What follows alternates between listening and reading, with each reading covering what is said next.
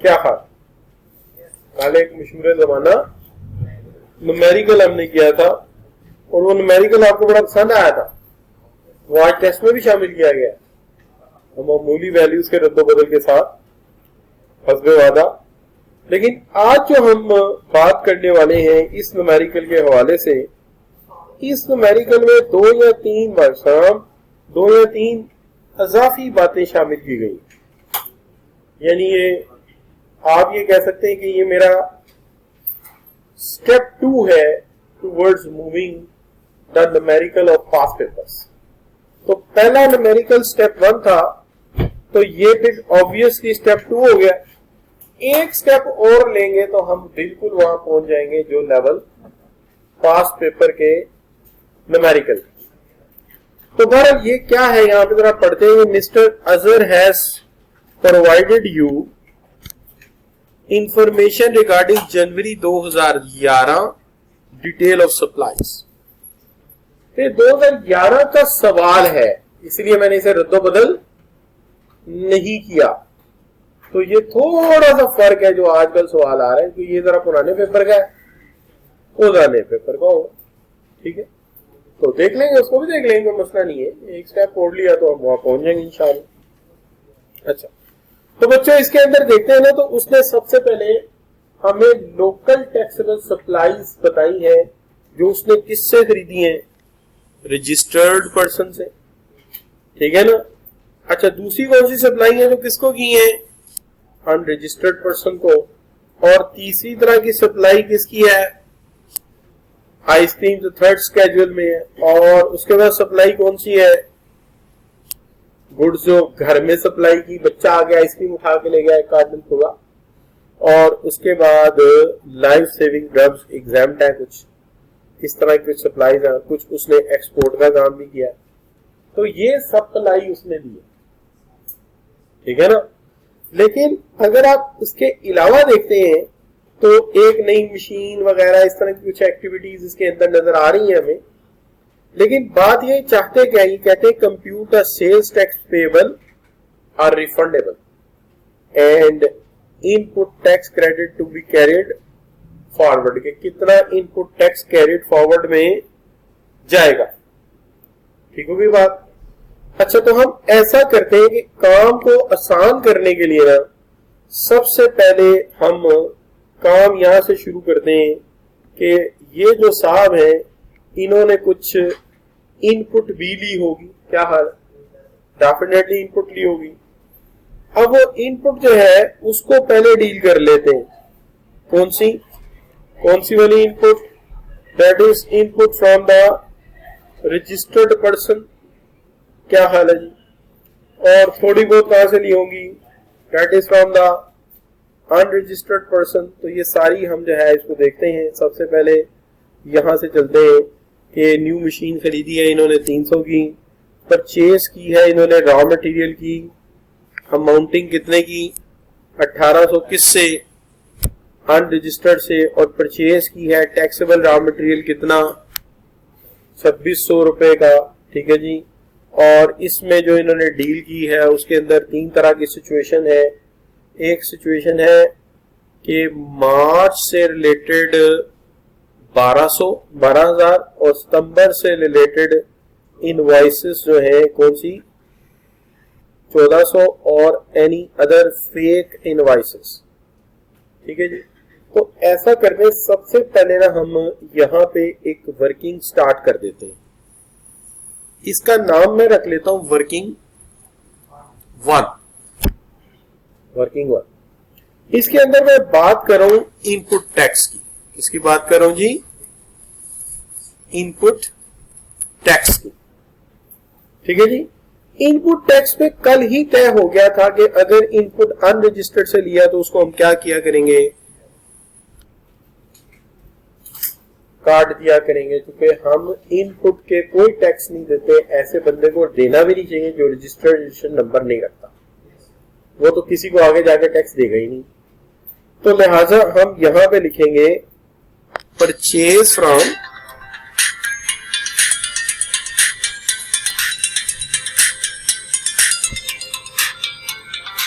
उसके हवाले से परचेज फ्रॉम अनरजिस्टर्ड पर्सन। तो जब अनरजिस्टर्ड पर्सन से आपने परचेज की तो यहां पे एक छोटा सा डैश ना लगा दें? क्यों लगा दिया? क्योंकि ये बंदा तो रजिस्टर्ड ही नहीं है, और जब रजिस्टर्ड नहीं तो टैक्स किस बात का। लेकिन जो हमने रजिस्टर्ड सेल की है वो तो लिखनी पड़ेगी कि नहीं? Purchase from registered. तो रजिस्टर्ड से जो परचेज की है आपने वो कितनी की है? 2600 रुपए की। मैं डाटा ले रहा हूं हजारों में, ये ध्यान मेरा आसान रहता है मल्टीप्लिकेशन मतलब बाद में, क्या ख्याल है? तो ये परचेज है, ठीक है, ये मैंने पिक कर। लेकिन इसके अंदर ना इन्होंने एक बात कही है, इन्होंने कही है कि एक ऐसी परचेज की जिसमें इनवॉइस क्या निकली? फेक निकली। यानी एक थी शेख ट्रेडर से टायर खरीदे थे, एक खरीदे थे नईम ट्रेडर से, वो तो सीरियल नंबर भी है, डेट भी है, लेकिन एक खरीदे थे लोफर इंटरनेशनल से। तो जाके पता किया तो लोफर इंटरनेशनल नाम का बंदा ही कोई नहीं। तो जब बंदा ही कोई नहीं है तो फेक रजिस्टर्ड है, तो पीछे रजिस्ट्रेशन नंबर कहां गया? तो इसके साथ भी वही सलूक करना पड़ेगा जो आपने अनरजिस्टर्ड के साथ किया। वो सलूक क्या करना पड़ेगा कि इस 2600 में से ये 3000 माइनस करना पड़ेगा, क्योंकि ये रजिस्ट्रेशन ही क्या है? रजिस्ट्रेशन ही फेक है ना, रजिस्ट्रेशन ही गलत है, तो फिर इस पे तो कुछ भी नहीं मिल सकता। क्या हाल है? अच्छा, अब बाकी दो इनवॉइसेस को देख लेते हैं, जिसके अंदर एक कौन सी वाली है? मार्च की, और हम कौन से महीने से डील कर रहे हैं? जनवरी 2011, और ये कब की है? मार्च 2010 की है। अब याद रखना है कि ये जो बैग है ना हमारा, इसके अंदर ये तीन चीजें हैं। जैसे आपका ये मेरा ये जो आपका बैग है, इसमें कुछ चीजें पड़ी हैं, किताबें हैं, पेंसिलें हैं, ठीक है, और इसके अंदर गोल्ड लीफ की एक डब्बी भी निकल आई है। अब आप प्लीज ये ना कहिएगा कि इसमें और चीजें डाली जाएं, इसमें और चीजें नहीं डाली जाएंगी, इसमें चीजें निकाली तो जा सकती, डाली और नहीं जा सकती, तो बैग ही इतने का। तो लिहाजा इसमें से गंदे बच्चों की चीजें यानी गोल्ड लीफ उठा के फेंक देंगे, और जो अच्छे बच्चों की चीजें किताबें और पेंसिलें वो रख देंगे। इसी तरह यहाँ पे वो जो वैलिड है वो तो इसमें रहेगा, जो अनवैलिड है वो क्या हो जाएगा? निकल जाएगा। तो जो अनवैलिड था वो कौन सा था? जो गलत फेक इनवॉइस थी वो इसमें से निकाल दी। लेकिन कोई बच्चा ये ना करे वहां जाके एग्जामिनेशन में कि इसमें से वैल्यू उसमें ऐड करे। ये याद रखना है कि उसकी पूरी डिटेल में से चंद एक चीजें बताई गई हैं, ये पहले उसमें शामिल है, ये पहले उसमें शामिल है, तो तफसील बताई गई इसमें ये है, और उसमें सबसे पहले शक वाली चीज हमने निकाल दी, कौन सी? Fake invoice. जैसे इनके बैग में से गोल्ड लीफ की डब्बी सबसे पहले निकाल, ठीक है।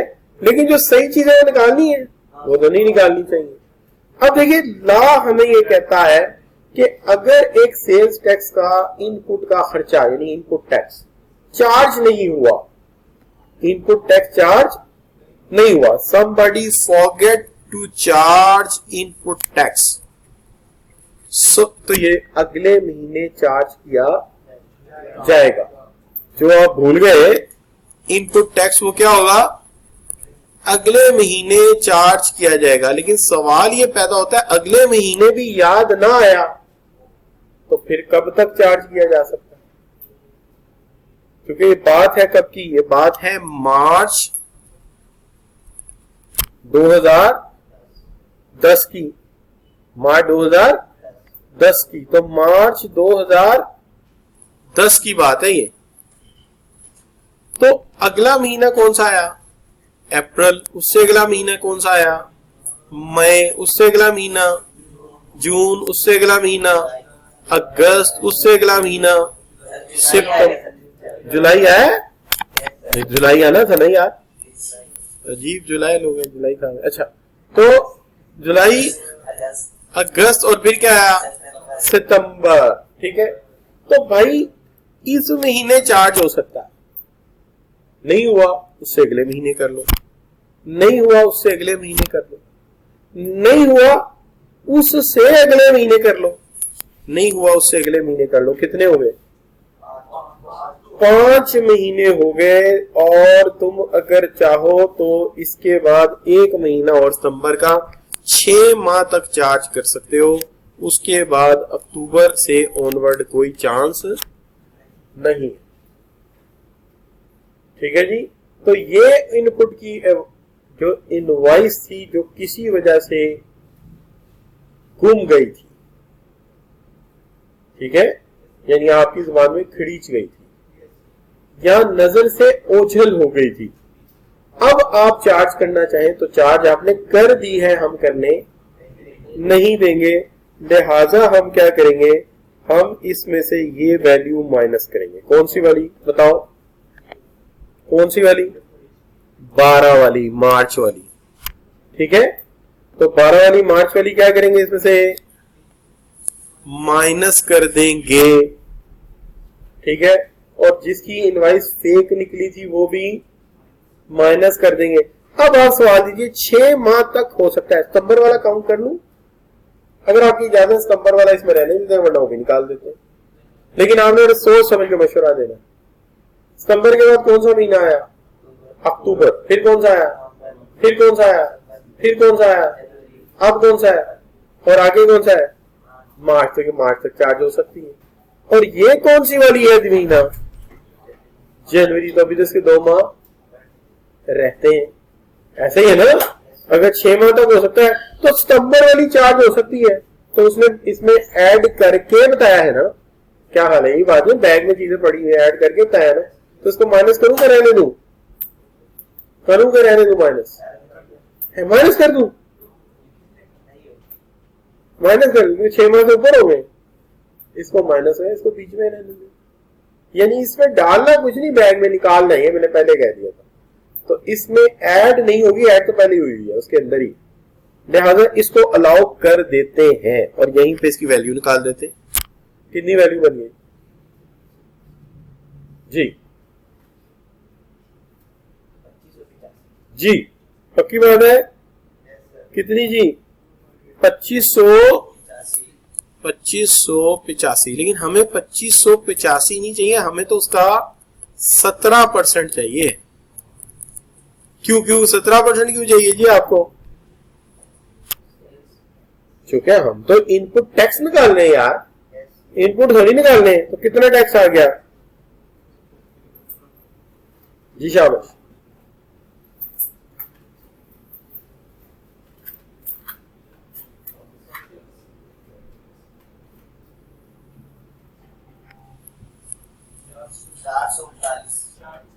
चार सौ एक बड़ा आगे लिख देते हैं, बड़ी वाली वैल्यू सही होती है। Fake invoice dash. ये जरा ना प्रेजेंटेशन देने से तो पता लग जाता है कि हमें इस कॉन्सेप्ट का पता है। ठीक है, और इनपुट टैक्स ऑफ महीना कौन सा था? मार्च 2010। डिले, ये डिले हो गया, ये भी नहीं। तो ये दोनों उसको बता दिया कि हमने काउंट फाल नहीं किए, इसलिए हमने वहां से ये माइनस कर दी। जी जी हम कह रहे हैं ना 6 माह से ज्यादा हो गया हमारे, ये डिले हो गया। क्वेश्चन में यहाँ से पता चलेगा ना, तो उसके महीने गिनोगे, अभी तो गिने हैं महीने। 6 माह से ऊपर है तो डिले हो गया, और 6 माह के अंदर है। अब देखो ये 6 माह के अंदर था ना, इसको हमने नहीं माइनस किया, और ये 6 माह से ऊपर निकल गया था, इसलिए इसको हमने क्या किया? इसको माइनस कर दिया। क्लियर जी? अच्छा, तो अब बच्चों ये काम हो गया हमारा, मुकम्मल हो गया जी। ये डन कर दिया आपने, ठीक है जी। अच्छा, अब एक बात हो गई इसके अलावा कि जी पढ़ते हैं, debit and credit note issued in the tax period, substandard supply were return to the vendor. Vendor को हमने क्या किया? सप्लाई रिटर्न कर दी, ठीक है जी। अच्छा जी, return to the vendor proper date and credit note is raised in this regard, the goods were return in by different customers. कितनी शाबाश। So these are the two values. कौन सी वाली जो हमने मेंशन यहाँ करनी थी, लेकिन कंपोजिंग में लगता है कि हम कहीं भूल आए हैं, हम कंपोजिंग में कहीं भूल कर आ गए। तो ऐसा कर लेते हैं कि एक अज्यूम्ड वैल्यू डाल देते हैं। यहाँ पे क्या करते हैं, एक अज्यूम्ड वैल्यू डाल देते हैं। दिखाएं जरा चेक करके, कोई कैलकुलेटर दे जरा, मैं हिसाब से डाल दूं जरा वैल्यू कोई। परसेंट इसका कितना आ गया बच्चों, 24। तो मैंने ऐसा किया कि ये हम वैल्यूज सवाल में नहीं डाल सके थे, तो अज्यूम्ड वैल्यूज डाल दिए दो। ठीक है, अच्छा तो चलिए ये आ गया 24। अच्छा, इसको इसमें जमा करना चाहिए कि निकाल देना चाहिए? निकाल देना चाहिए। अच्छा, क्यों निकाल दिया? क्योंकि जो चीजें खरीदी थी वो कितनी थी, 2585, उसमें से 142 क्या कर दिया, वापस कर दिया। तो 142 वापस कर दिया, तो फिर इसका मतलब क्या हुआ कि ये मतलब लेस करना पड़ेगा। अब लेस करेंगे तो क्या आ जाएगा, 416। ये याद है डाटा क्या है, थाउजेंड्स में है। तो इसका मतलब ये जो मैंने लिखा है, मैंने ये लिखा, और ये जो मैंने लिखा है ये लिखा। ठीक है, अच्छा तो ये बच्चों हो गया कि ये हमने क्या कर दिया, ये हमने रिटर्न कर दिया, नो प्रॉब्लम। लेकिन हमारी जो ट्रीटमेंट है वो यहां से लेके यहां तक तो चली गई, इसमें से ये भी बचा हुआ, ये भी बचा हुआ, लेकिन ये आप छोड़ गए यार। क्या बोला, new machine purchase for ₹300,000 was commissioned into operating during जनवरी 2011। नई मशीन क्या करना पड़ेगा, बोलो बोलो बोलो, नई मशीन क्या करना पड़ेगा? इनकम ऑफ बिजनेस है, प्रोडक्शन कर रहे हैं, सेल्स टैक्स देने लगे हैं, सेल्स टैक्स देने लगे हैं, खर्चे डालने इसके, डेप्रिसिएशन अमोर्टाइजेशन नहीं करनी। अच्छा ये ना मैं एक बात कहता हूं, हालांकि depreciation will be done in the chapter of income from business and AOP, दोनों बिजनेस में जब हम प्रोटेक्शन कर रहे हैं। यहां हम अभी प्रोटेक्शन की बात नहीं कर रहे, यहां हम सेल्स टैक्स की बात कर रहे हैं, सेल्स टैक्स देने की। तो मशीन आ गई। अच्छा अब मैं पता क्या करता हूं, यहां पे मैं ना दो तरह की इनपुट कर लेता हूं। ये पहली दफा सवाल में होने लगी है, लास्ट सवाल में सिर्फ एक इनपुट थी ये वाली, अब यहां एक इनपुट और आने लगी है, और उसको मैं लिख देता हूं इनपुट मशीन। क्या लिख देता हूं, इनपुट ऑफ मशीन, यानी मशीन एज एन इनपुट आ गई। अच्छा अगर मैं थाउजेंड्स में लिख रहा हूं तो मुझे मशीन की कीमत कैसे लिखनी, कितने में लिखनी चाहिए, 300 लिख देना चाहिए। और इसका 17% कितना आएगा, 34 में 17 फिर ऐड करो, 51 हो जाएगा, 51। ये इसकी आ गई, इनपुट टैक्स आ गया, किसका, इनपुट टैक्स ऑफ मशीन। तो इनपुट टैक्स ऑफ मशीन, तो ये मशीन का इनपुट टैक्स आ गया। अब आप सब बच्चे जानते हैं कि हमें ना एक काम करना हमारे लिए बड़ा जरूरी है, और वो है अपोर्शनमेंट। क्या चीज जरूरी है, अपोर्शनमेंट। तो हम अपोर्शनमेंट लाजमी करेंगे, तो यहां पे कर लेते हैं क्या जी, अपोर्शनमेंट।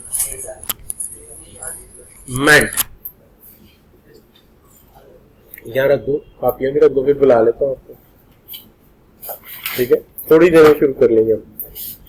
अच्छा तो बच्चों क्या करना पड़ेगा, अपोर्शनमेंट। इसकी वर्किंग भी बना देते हैं, इसकी वर्किंग है 2, पहली वर्किंग एक थी, दूसरी वर्किंग 2 कर देते। अच्छा यहां ना अगर आप देखेंगे तो हमने जो चीजें बेची हैं, एक हमने उनको बेची हैं जो टैक्सेबल थे, और एक किनको बेची है जो अनरजिस्टर्ड थे, और एक वो है जिनको हमने बेची है क्या शाबाश, ठीक है ना। तो इन सब को हमने बेची है। इस तरह देखा जाए तो हमारी जो चीजें सेल हुई है वो तीन तरह की हैं। एक टैक्सेबल, जो अनरजिस्टर्ड है वो भी टैक्सेबल में आते हैं, आपको पता है जो अनरजिस्टर्ड है वो भी टैक्सेबल में आते हैं, क्योंकि हम उनको टैक्स चार्ज करते हैं, बल्कि उनको तो टैक्स क्या करते हैं, थोड़ा ज्यादा चार्ज कर लेते हैं। यहाँ तो हमने इनपुट का अंदाजा लगाना है कि जो चीजें हमने बेची है टैक्सेबल को, उस पर इनपुट कितनी आई है। जो चीजें हमने बेची है जीरो टैक्स वालों को, एक्सपोर्ट वालों को, जीरो रेट वालों को, उस पे कितनी इनपुट आई है। और तीसरी जो है हमें आउटपुट में से इनपुट टैक्स माइनस करना है, ठीक है ना।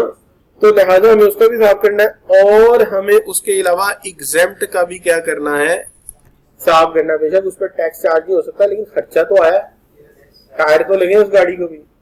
लिहाजा यहां कर लेते हैं सेल, यहां कर लेते हैं सेल, यहां कर लेते हैं इनपुट मटेरियल, और यहां कर लेते हैं इनपुट मशीन, ठीक है ना भाई। दो ही है ना, एक मटेरियल की है इनपुट और दूसरी कौन सी है, मशीन की है। तो देखिए जो सेल आई है हमारी, द सेल इज टोटल, कि अगर मैं ये दो सेल जमा करूं तो कितनी बनेगी, क्यों जी।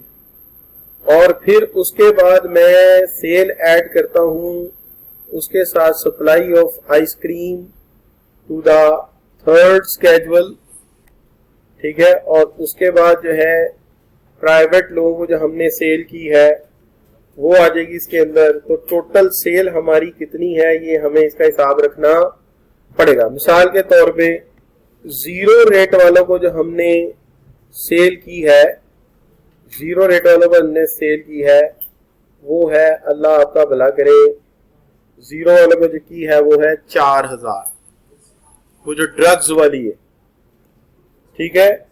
और जो हमने की है किसको बच्चों,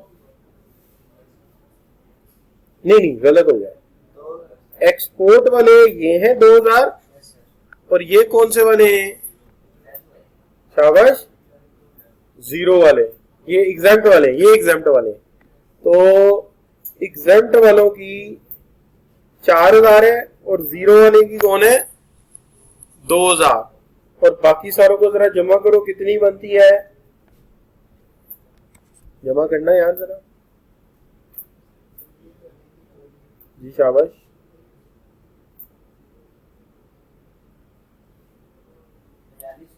4200। बात समझ आई क्या कर रहा हूं, देखो ना, ये कौन से वाले हैं, जीरो रेट वाले, ये कौन से वाले हैं, ये एग्जेम्प्ट वाले हो गए, ये जीरो वाले हो गए, तो बाकी सबको क्या हुआ है, बाकी सब तो टैक्स वाले ही हैं। फिर तो जमा किया तो कितना आ गया, तो 4200 मैं यहां पे लिख दूं, यहां पे बच्चों ये तो नहीं कि मैं बातें अकेला ही करता जा रहा हूं, मेरी बात नहीं समझ आ रही, क्लियर समझ आ रही ना कि मैं कहां से ये वैल्यूज लाया हूं। ये देखो, ये कौन से वाले, जीरो वाले, ये एग्जाम्प्ट वाले, और ये सारे इकट्ठे कर लिए, तो इन्होंने कितना बताया 4200। तो ये मैंने वहां जाके 4200 यहां पे पुट कर दिया। अब मैं इसका टोटल कर लेता हूं, कितना टोटल बनेगा, कितना 10,200, गुड हो गया। अब बच्चों बड़ा ही मेरा काम आसान हो गया, पूछे क्यों। मटेरियल देखें कितने का बना हुआ है, 416 का। तो 416 का मटेरियल लगा हो एक चीज पर, 42 उसकी अपनी, और उसका रेशो एडिशन या टोटल ऑफ रेशो 10,200 बनता हो, और फिर 416 का मटेरियल लगा है, तो इस पे कितना लगा है, तो इसकी वैल्यू को तकसीम कर दो टोटल वैल्यू पे और ज़रब दे दो मटेरियल से।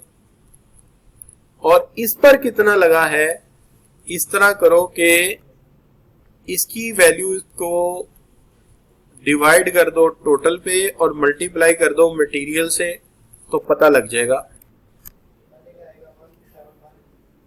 171, दूसरे का 81, अगले का कितना बच्चे 82 आ जाएगा। ठीक है, 82, 163, पक्की बात है जी। अच्छा, तो अब बच्चों ये हो गया जी हमारा। अच्छा ये बताइए, ये जो वैल्यूज आई है ये मटेरियल है या इनपुट टैक्स है? मटेरियल है, इनपुट टैक्स है? जरा जहां से वैल्यू लेके आए वहां जाके दिखाते हैं, मटेरियल है या इनपुट टैक्स है? इनपुट टैक्स है। मटेरियल ये रहा, ये मटेरियल है, ये मटेरियल है, ये मटेरियल है। ठीक है, ये क्या है? ये इनपुट टैक्स है। बहुत अच्छे, ठीक है, सही जवाब। वो यही कहने जा रहा है मटेरियल का टैक्स है, ये कहना चाह रहा है। ठीक है, तो ये मटेरियल का टैक्स है, इनपुट टैक्स है। ठीक हो गया बच्चों? अच्छा, अब मशीन का हिसाब भी कर ले तो क्या मुझे ये सारी दफा वैल्यू लिखनी पड़ेगी 42 बटा दिस? यार अब सीधी सी बात है, आप मशीन कितने की आई है? 51 की, तो रेशियो डाल दो ना यार। इसकी टोटल करो, टोटल इसका आता है 416 बनता है इसका टोटल। सही है। अच्छा, तो 51 से मल्टीप्लाई कर दो उन्हीं रेशियोज को, उन्हीं रेशियोज को 51 से मल्टीप्लाई कर दो उसके साथ जो निकली हुई है, तो मशीन किस पे कितनी लगी वो भी पता लग जाएगा हमें। क्या हाल है? क्यों जी?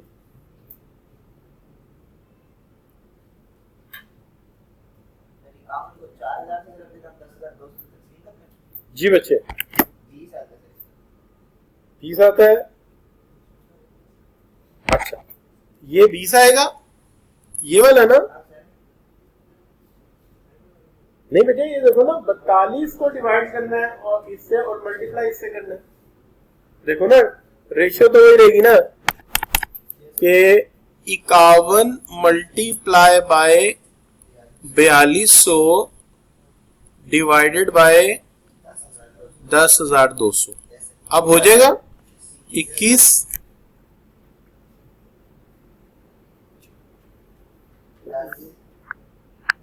आगे क्या आ गया बच्चों? 10। फिर क्या आ गया? 20। हाँ, पूरा हो गया 51। सही है जी। अच्छा, तो ये आ गया क्या जी इसका वर्किंग 2।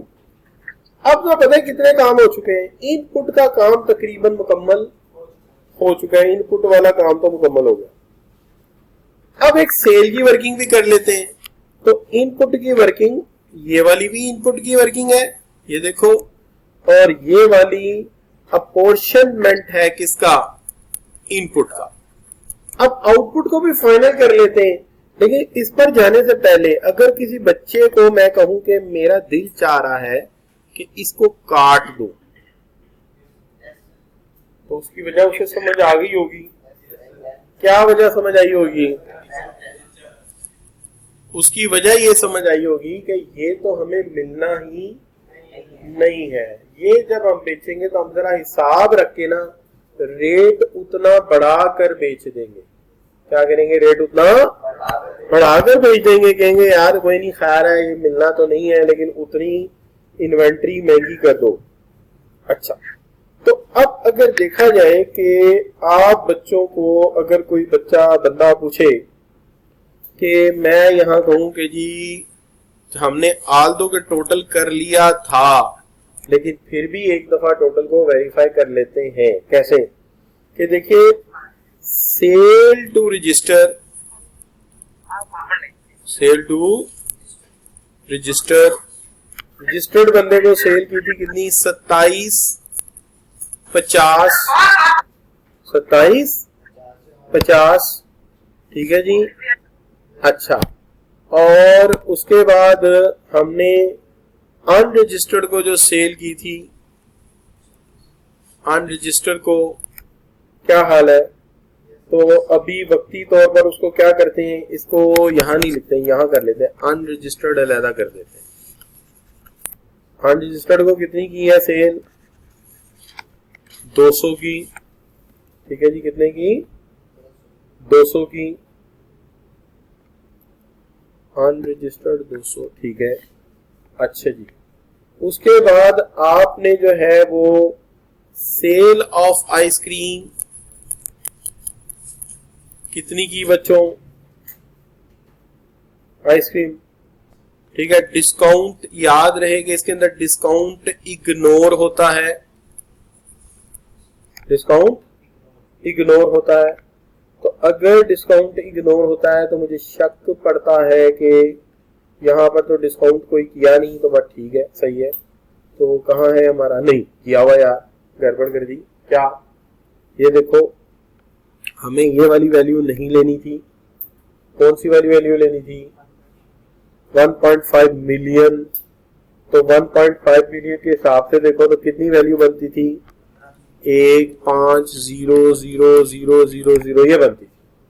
तो हमने वहां लगाया है 120, लगना कितना था? 150। तो ये थोड़ी सी हमने 1500 लगना था, हमने 1200 लगा दिया, कोई बात नहीं, खैर है। तो ये आपने क्या कर लेना है, ये आप ठीक कर लेंगे, सपोज कर लिया जाए। क्या हाल है कि यहाँ पे 1500 है, फर्क निकाल लेते हैं अभी, 1500 है। अच्छा, प्राइवेट आइसक्रीम चली गई। अच्छा, जो घर में मोटरसाइकिल गया था उसका सेल्स टैक्स देना पड़ा था, याद करें। सप्लाई के लंबी लंबी लाइनें खींची गई थी, जो हमने डोनेशन की थी उसका भी टैक्स देना पड़ा था, जो हमने घर ले गए थे उसका भी, और जो हम फैक्ट्री ले गए थे उसका भी टैक्स देना पड़ा, याद है आपको? तो सबका ही टैक्स हमें देना पड़ा था। तो इसका मतलब ये हुआ कि ये जो प्राइवेट यूज किया है, जो बच्चा आके आइसक्रीम ले गया है, वो भी यहाँ लिखनी पड़ेगी। और वो कितनी है? That is 50। क्या ख्याल है बच्चों? सही है। और अब यहां पर देख लेते हैं कि ये कस्टमर आके चीजें वापस कर गए हैं, कस्टमर आके चीजें वापस कर गए हैं। तो ये क्या आ गई? Goods return. कितनी रिटर्न? 250। अब टोटल मार दें, क्या हाल है जी? अब टोटल मार दें, यहां पर कितना बनता है? 4250। 4750 पक्की बात है? दोबारा टोटल चेक करें, सब बच्चे मिल गए। कितना जी? बस ठीक है, पानी पिलाना चाहिए सब बच्चों को, ठीक है। अच्छा बच्चों, तो जब भी आप काम करें आपने इस तरह से ये वैल्यू निकालनी, ठीक है। अच्छा, छोटा सवाल हो ना तो फिर मेरा तरीका ठीक है, फिर यहीं से निकाल लेना। लेकिन बड़ा सवाल हो तो क्या करना? सेल्स के लिए वर्किंग करना, और वर्किंग करके फिर यहां जाके एडजस्ट करना इसको, कि जो हमने ये लिखा है क्या जी, सेल्स वगैरह को एडजस्ट किया, फिर उसके एतबार से इसको जाके क्या करेंगे? एडजस्ट करेंगे। ठीक हो गई बात? तो ये यहां पे 4250 आएगा, 4250 आएगा टैक्सेबल। ठीक हो गई बात? अच्छा, जिसको हमने टैक्स लगाना है, ठीक है। तो 42 का कोई मसला नहीं है, आगे चलते हैं, आप लोग खुद इसको एडजस्ट कर लेंगे ना? क्या हाल है? तो छोटा सवाल हो तो सेल्स वहीं से देख ली, और बड़ा सवाल हो तो सेल्स को बकायदा वर्किंग में लिख के टोटल कर लेंगे। ठीक है जी, ये मैंने वेरीफाई करके देखा था कि क्या हमने सही लगाया है, और अच्छा, इसमें गड़बड़ क्यों आई थी, ये चीज ख्याल रखनी है। ये क्या बोला कि लॉ ये कहता है कि अगर डिस्काउंट दिया होता एसी में या फ्रिज में तो और बात थी, किसमें दिया हुआ है? थर्ड स्केड्यूल में। तो थर्ड स्केड्यूल में डिस्काउंट देके ये वैल्यू आई है, तो टैक्स का लॉ ये कहता है कि अगर तुम थर्ड स्केड्यूल की चीजों में डिस्काउंट दोगे तो वो कंसीडर नहीं होगा। याद आया ला? कंसीडर नहीं होगा। टिश्यू के डब्बे पे डिस्काउंट नहीं दे सकते, आइसक्रीम पे नहीं दे सकते, येलो लेबल डब्बे पे नहीं दे सकते। क्यों नहीं दे सकते? क्योंकि थर्ड स्केड्यूल है। इसमें डिस्काउंट जाती मसला है, अपनी कमाई में से जितना मर्जी दे दो, लेकिन जो टैक्स लगाने वाले हैं या टैक्स लेने वाले हैं पीआर, वो इसको नहीं मानेंगे। हाँ, एसी में और जो इस लिस्ट से बाहर चीजें हैं ये अंडरस्टूड बात है कि उस पर टैक्स होता है, उस पर क्या होता है, उस पर टैक्स होता है। तो लिहाजा ये हर बंदे को पता है उस पर टैक्स, उस पर सॉरी इस पर डिस्काउंट होता है, हर एक को पता है, तो वो डिस्काउंट एक्सेप्ट है। अच्छा यहाँ अगर ये डिस्काउंट लिखा होता थर्ड स्केड्यूल के अलावा तो वैल्यू ये वाली लेनी थी, थर्ड स्केड्यूल के अलावा होता तो वैल्यू ये वाली लेनी थी, लेकिन जब वो थर्ड स्केड्यूल में है तो वैल्यू कौन सी लेनी है, रिटेल प्राइस लेनी है, इसमें डिस्काउंट की इजाजत नहीं है, याद रहेगा। अब ला की बातें कितनी डिस्कस हुई, एक बात ये डिस्कस हुई कि इनपुट टैक्स अगर रह जाए तो 6 माह तक चार्ज हो सकता है, 6 माह के बाद जाया हो जाएगा, और अगर फेक इनवॉइस हुई तो वो अलाउ नहीं होगा, वो माइनस करना पड़ेगा। एक बात और आगे इसके अंदर कि अगर आपने रिटेल प्राइस पर कोई चीज बेची है थर्ड स्केड्यूल की तो रिटेल प्राइस आएगी डिस्काउंटेड प्राइस, और अगर उसके अलावा है तो डिस्काउंटेड प्राइस आएगी। क्लियर जी, नो मुश्किल। अच्छा चलिए, और एक बात और है कि आज जो चेंज आया है वो ये आया है कि मटेरियल के साथ साथ मशीन भी आ गई एज एन इनपुट, तो जो हमें प्रोपोर्शनेट करना पड़ा है, किसको करना पड़ा है, मशीन को भी करना पड़ा। तो अब हम इसके न्यूमेरिकल का फेज बना सकते हैं। न्यूमेरिकल के फेज में जब हम जाएंगे तो सबसे पहले हम लिखेंगे क्या जी, क्या लिखेंगे, शाबाश, आउटपुट, आउटपुट। ठीक है, तो आउटपुट कितनी है, 4200 या 4250, क्या लिखूं अब मैं 4250 कर देता हूं, वो आप खुद ही ठीक कर लेंगे। मैम कितना टैक्स बना इसका, 17%। देखिए एक्चुअल सेल लेनी का टैक्स लेना है यार, आउटपुट टैक्स में से इनपुट टैक्स माइनस करना है, तो आउटपुट का भी क्या लेंगे, टैक्स लेंगे। कितना बना, 723, नो टॉकिंग भाई। अच्छा तो आउटपुट का भी क्या लेंगे, टैक्स लेंगे। अच्छा इनपुट का तो कैलकुलेट हो नहीं चुका, इनपुट का कैलकुलेट हो चुका, वो इसमें से क्या करेंगे, एक लेंगे एक्चुअल और एक क्या लेंगे, 90% of the sale, 90% of the sale, और दोनों में से कोई एक चीज आएगी ना, एक क्या लेंगे एक्चुअल और एक क्या लेंगे 90% ऑफ द सेल। तो एक्चुअल कितना है ये जाके यहां से देख लेते हैं, एक्चुअल है 171 एक्चुअल। ठीक है, लेकिन एक बात आज ऐड कर दो इसके अंदर, इसका क्या लेते हैं, लोअर ऑफ लेते हैं, हायर ऑफ लेते हैं, लोअर ऑफ लेते हैं। लेकिन अगर कभी स्टेटमेंट में एक चीज और गिवन हो, मिसाल के तौर पे sales tax credit brought forward from previous month कितना,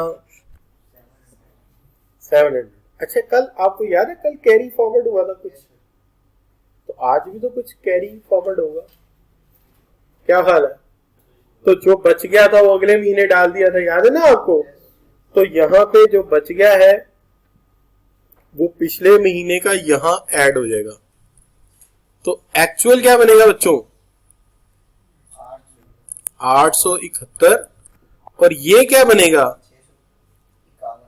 651। जी शाबाश बच्चों। तो एक्चुअल क्या बना, तो कौन सा लगाऊंगा, 651, चूंकि ये लेसर है, क्या बच गया, क्या बच गया बच्चों,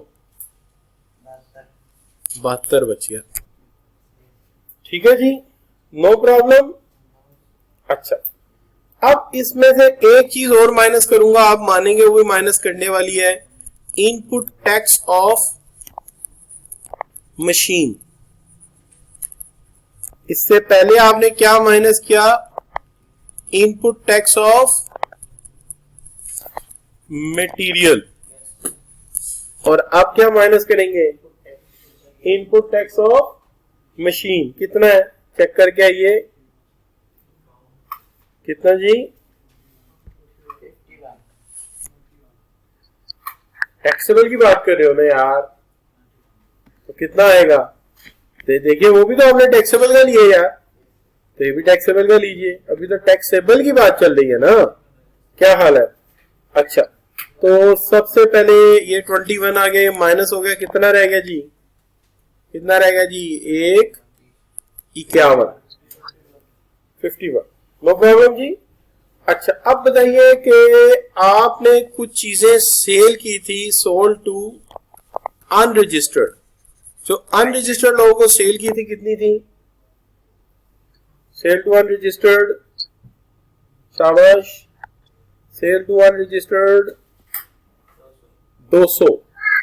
तो 200 लोगों का 3%, 200 लोगों का 3%, जी शाबाश। कितना बना जी? 6 जी। ये चार्ज होगा ना, तो इसको ऐड करना पड़ेगा, ये इजाफी 3% चार्ज करना पड़ेगा। कितना हो गया? 57। ये होते ही क्या होगा? रोने की आवाजें आ रही हैं, क्यों बोला? आपने उसका इनपुट टैक्स कितना बनता है? 871, दे कितना रहे? 651। तो कैरी फॉरवर्ड क्या होगा? टैक्स कितना? 871 माइनस 651, कितना रह गया? कितना? 221, 220। ये कैरी फॉरवर्ड हो जाएगा।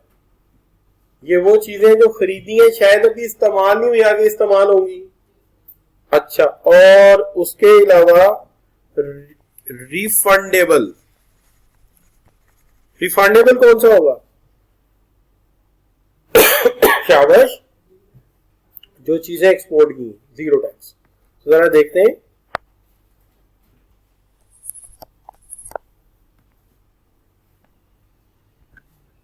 बयासी मटेरियल का और 10 किसका?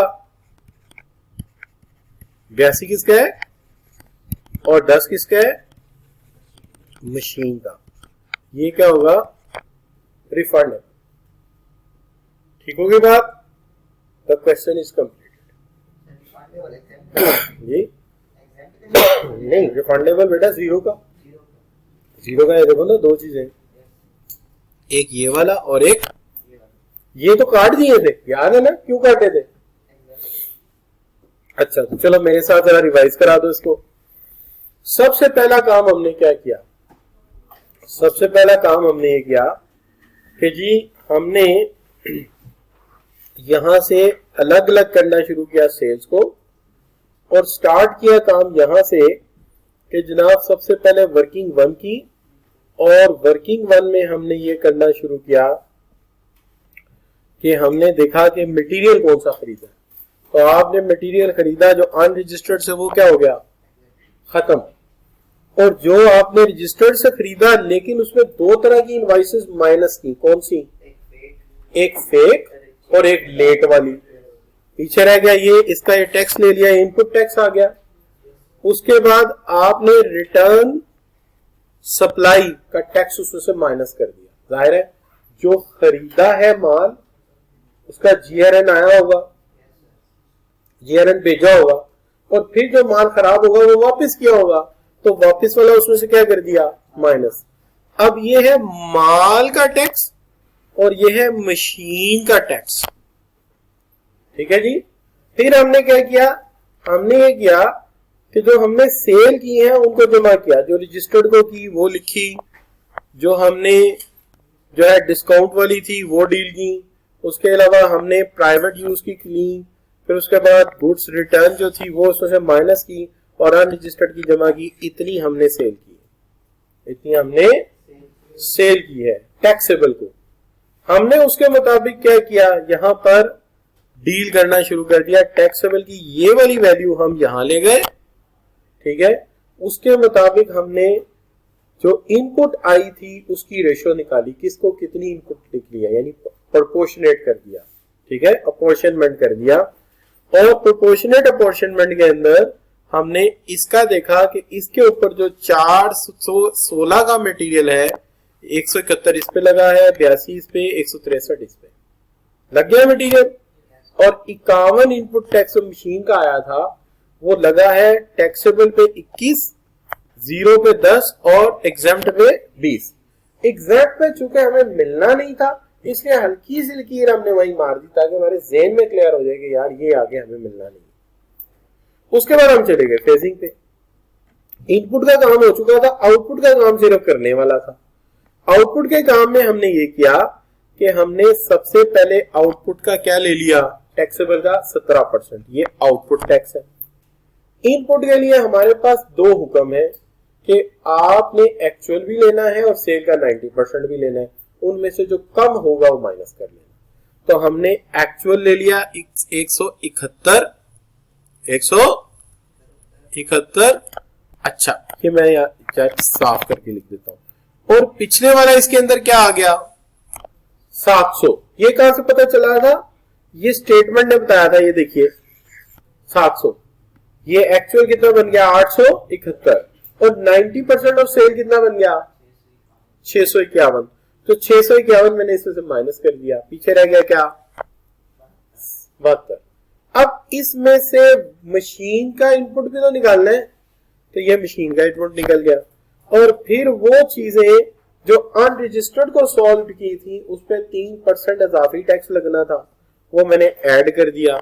और फिर इसके बाद हमने जो कम माइनस किया है इनपुट टैक्स वो अगले महीने के लिए मैनेज कर दिया। 871 में से 651 दिया है, बाकी कब लेगा, कैरी फॉरवर्ड कर लेगा। और वो जो जीरो बेचा था, जीरो रेटेड को, उसका क्या किया हमने, उसका हमने लिख दिया कि ये क्या हो जाएगा, रिफंड। क्लियर जी।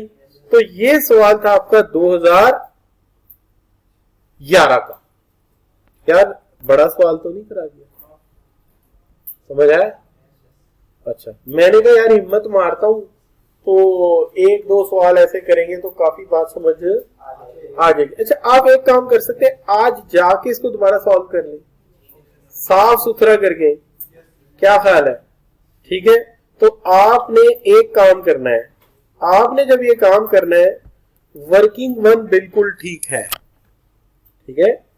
अच्छा, आपने एक काम करना है, इसको वर्किंग 2 कर लेना आप लोग, और इसको वर्किंग 3 कर लेना आप लोग। क्योंकि मैं तो जुबानी निकाल लेता हूं टेबल पे जाके, आपने निकलवा ली थी, लेकिन आप लोगों को इसकी अशद जरूरत पड़ेगी, ठीक है। तो तरतीब बदल लेना, 2 उसको कर देना, ठीक है, नो प्रॉब्लम। तो ये बच्चों आप लोग इस तरह मैनेज कर लेंगे इसको, तो ये सवाल हल हो गया।